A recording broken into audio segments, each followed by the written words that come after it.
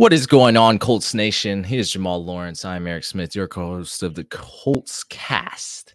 Look, please remember to like, subscribe, and comment below with your thoughts, Colts Nation. That's the best way to support us as it gets our video out to other passionate Colts fans just like you. And guys, it's completely free. Gus Ballard did not make a trade before the NFL trade deadline on Tuesday. Sure, the NFL isn't crazy like the NBA when it comes to the trade deadline, but we're always on the lookout for those blockbuster trades. I feel like the last time we did that was for Trent Richardson back in 2013, I think. And we saw how that turned out. So maybe, we're still scarred from that. But Jamal, I'm going to let you begin. Did Gus Ballard, did he play this trade deadline correctly? Did, staying put, he didn't sell anybody. He didn't add anybody. He stayed put. How do you feel about it? I feel like this is a typical Gus Ballard move. I think that, at this point in time, you gotta make sure you're thinking about the better of the team. Maybe make that move, especially knowing what's going on currently with the status of the Indianapolis Colts, this rapid decline we seem to be on. But Gus Ballard did what Gus Ballard typically does: sit back, crossed his arms in his chair, pulled his hat down, and said, "We're gonna let it ride." And as far as I'm concerned, it's a mistake. Y'all know how I feel about Ballard when he lets stuff ride, just because he's very good at covering his butt. He's very good at not addressing issues. We'll get into that in a few minutes. But I think he made the wrong move. Personally, I don't know what all it would have taken to get someone, but there comes a time where you got to weigh out all your options, think about all the people who are on the table, think about the future of the team and what you plan to do.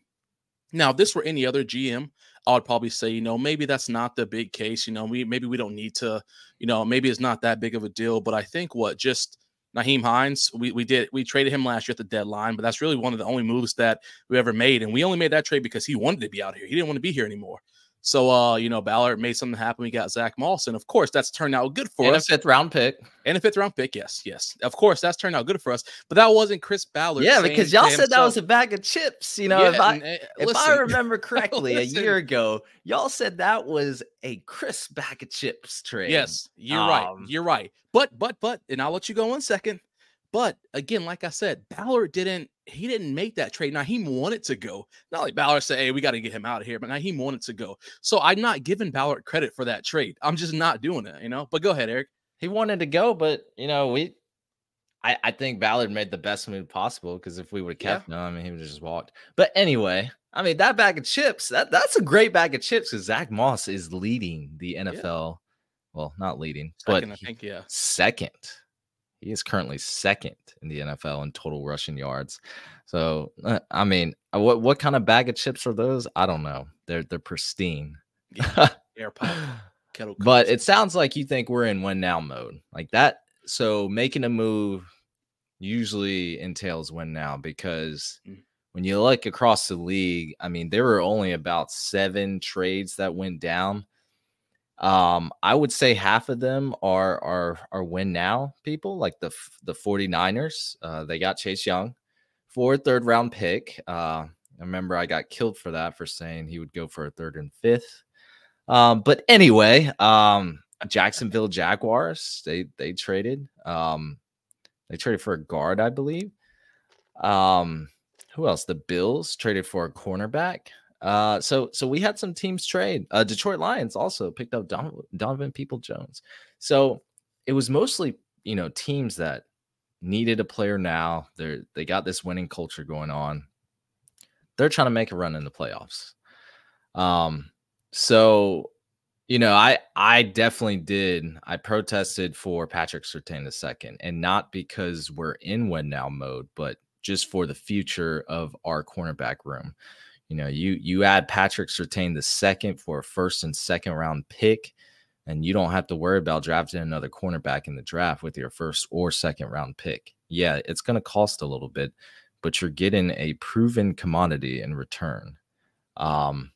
So I guess, the Broncos weren't doing a fire sale. I felt like they were re-energized at the trade before the trade deadline over that with that win over Kansas City. So I don't think they were really shopping many players. I know Jerry Jeudy got some interest, but in the end, you know, people not a lot of teams made moves.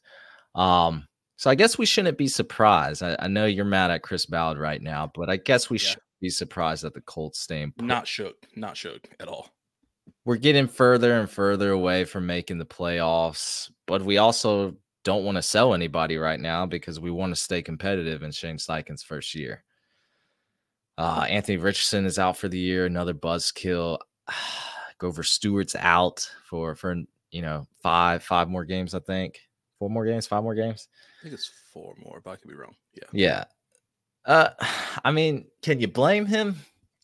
Can you blame him? I think we're in evaluation mode. We've been in evaluation mode for the past 6 years, 7 years. At some point, you got to leave evaluation mode. At some point, you got to. I mean, last year was supposed to be the year that we actually make a run in the playoffs. I read so many articles. We were going to take over the AFC South. We're dark horse Super Bowl contenders with Matt Ryan. That was supposed to be our year. We had Stephon Gilmore. He made a splash addition in the offseason. That was supposed to be our year. Of course, it wasn't. So now we're in this, you know, slight rebuild, slight retooling phase. So yeah, Ballard's staying in that evaluation phase. He's going to evaluate the current. Go ahead, talk. No, I just go ahead, man. I just got to get some snarky remarks in there while you talk. Go ahead. I think there's things that need to be addressed on this roster, but you know, because we're not winning right now. We're not. We've lost the last 3, I believe, and you know, I don't want to be mediocre this year. That's what I really want to avoid. Just as a fan, when you're mediocre, you miss the playoffs, but you also don't get a good draft pick. You know, you fall out of that top 10.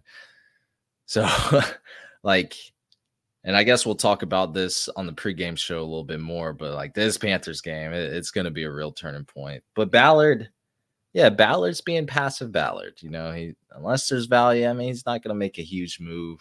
I really wanted Patrick Surtain because as a player, he is top 5. He's a top 5 corner in the NFL, arguably. We add him. I mean, he was on contract through 2025 with an option. It fills an immediate need on our roster. So that was the one player I thought he should have pursued, but maybe the Broncos weren't shopping him. We don't really know. We don't have the inside scoop. Jerry Jeudy, I know, was a hot target for a lot of Colts fans. I would have been okay with it, you know, with the right price. But yeah, not a lot of trades happen. So Ballard stayed put just like a lot of other GMs did. So I'm pretty, you know, I'm indifferent about what happened at this point. So really the most important part of this year was Anthony Richardson's evaluation, his development, him getting better in this offense. Of course, that ended in a shocker with his shoulder injury. So now, like, I don't know. We're just in limbo right now. We really are. And again, I'll just end with, I can't fault Ballard for what he did. I know a lot of fans wanted him to make a move, but who was on the market? Who was really willing to trade at that point? And what were both teams willing to give up at that? Yeah, you can't. I mean, and again, we all knew at the end of the day nothing was going to happen. It wasn't going to happen. Ballard doesn't like to do that. You know, he's value Ballard for a reason. He's going to try to hold on as much as he can and get some kind of defensive end, and the first or second round is not going to pan out. But whatever. On, man. Who you? Listen, man. Listen. What are you talking about right now? Don't worry about that. Just know that. Unfortunately, we're stuck with Ballard for the next, I guess, 4 more years. The reality of it is because this is the Anthony Richardson project. At the end of the day, you know, Jim Irsay is too gullible. He's going to give him a chance to prove himself, and the team's going to continue to be mediocre. Colts fans everywhere, I hope y'all are ready to buckle down for another 4 years of mediocrity, because as long as Ballard is in there, Wow. Being value Ballard, you're not going to get anything. Everybody knows that. He doesn't want to make splashes. We paid Shaq or whatever. That's fine. We see what that's gotten us from. We paid JT. JT still looks good right now. They're gonna probably dish out some obscure amount of money to MPJ. I would assume. We got we got what Grover coming up after his suspension. He's gonna be a free agent this year. I'm sure we're gonna pay him because he's done some numbers for us. So I'm sure they want to keep him around. So I think my mic might have cut out. My internet just got too heavy when I was yelling at it, so I got nervous. But but no, Grover, I'm sure they're gonna pay him. We need him back, whatever the case is. Point is this. At some point we have to address all the elephants in the room. Chris Ballard did exactly what he did with offensive line last year, where he said, "Oh, it'll pan itself out. It'll be fine. It'll be fine. Life will go on. It'll be fine." Look where we are right now. We let Gilmore walk because he wanted to play on a team that was going to contend. We thought we were going to have Isaiah Rodgers Sr. here. Self-inflicted wound, gambling, can't do anything about that, whatever the case is. Draft Juju, draft Darius. We thought Darius could be a small answer for us. Shipped him out 2 weeks after he got drafted. Didn't matter anymore. So it's just some of those things where it's just like, as it continues to crumble, Ballard sits there and he's gonna have the same speech at the end of the year. But the difference between this year and last year, Eric, what we're going to run into is this. People are going to say, well, Richardson got hurt. Well, it was Shane Steichen's first year.